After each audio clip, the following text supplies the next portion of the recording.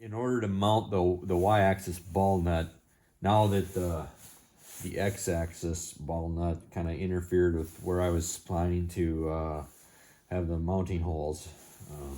Now I have to make sure again that I'm gonna not interfere with the travel of the y-axis with the mounting of the ball nut. So I'm gonna move the saddle off of here and get this thing down to the other end.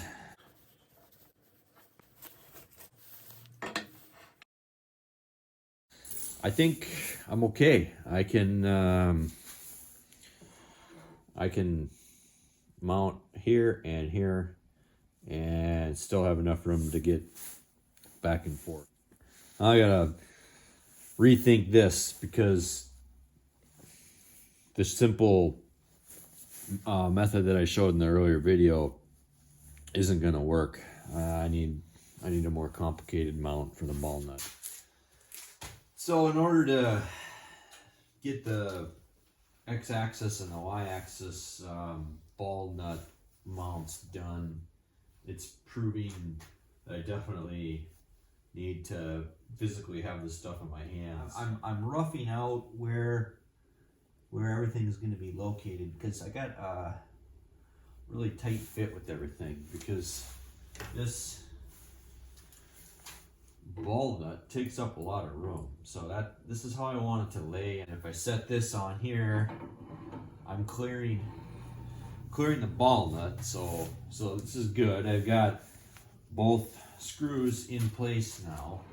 So I've marked off where the y-axis ball nut mount needs to be on the saddle. I have this thing upside down, so set that here, and then I made a tick mark where this edge of this flange should go. So this is how I'm getting everything set up so I can do a little drawing on paper. So I've got this set up. I can take measurements with the scale, and this piece and that shim and those washers, all that's going to be replaced with one part. Hey, this is my quick and dirty CAD model. The gray part is not what I would actually, how I would make it, but it just represents the approximate shape and features that matter. This top surface here where the mouse is would be the part that goes to the bottom surface of the saddle, and then these are two tapped holes. I'm going to come in with flathead screws through the top. The orange parts is the ball nut, and then the screw coming through it. You can see where I marked with the marker, here and here, and that CAD model, like I mentioned, will be underneath. But what I'll do is I'll drill a hole here and here, and then that is the right width that I can go and do tapped holes on that bracket.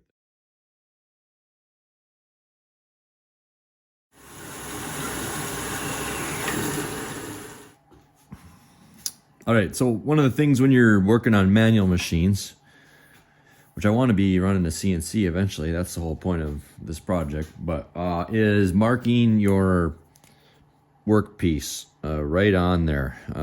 Just helps you not make a mistake, get things backwards. I can't tell you how many times I have accidentally made a cut in the wrong direction and had to start over. So when you write dimensions on your piece, it makes it a lot. So for this, I'm taking 10 thousandths cuts.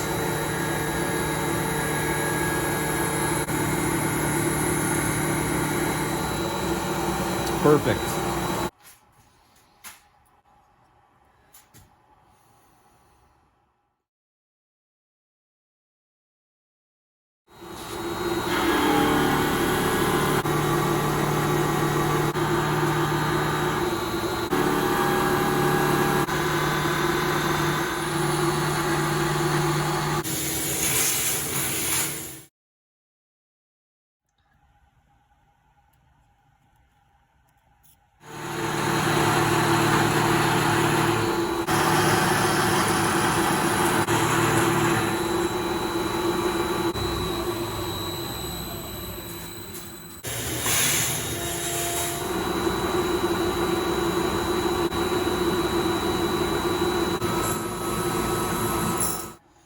This is how you find zero. It's a center finder.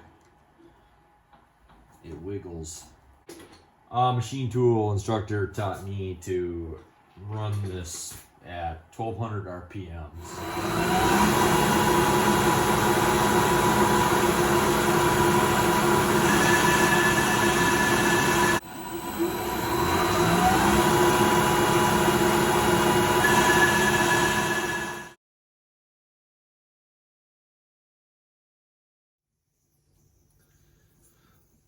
This hand tapper is a serious time saver over using a tap with just a tap holder by hand. It guides the tap straight.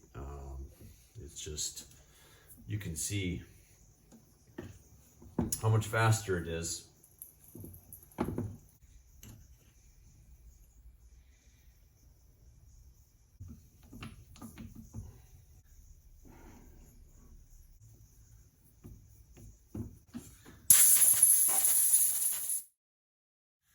Okay, I have it in place, the mock-up ready, drum roll. I'm going to lift it up. That's how it's gonna fit right there. I will be drilling and tapping some holes like I talked about earlier in the video, right here and right there to match those holes right there and there. But that's it for now.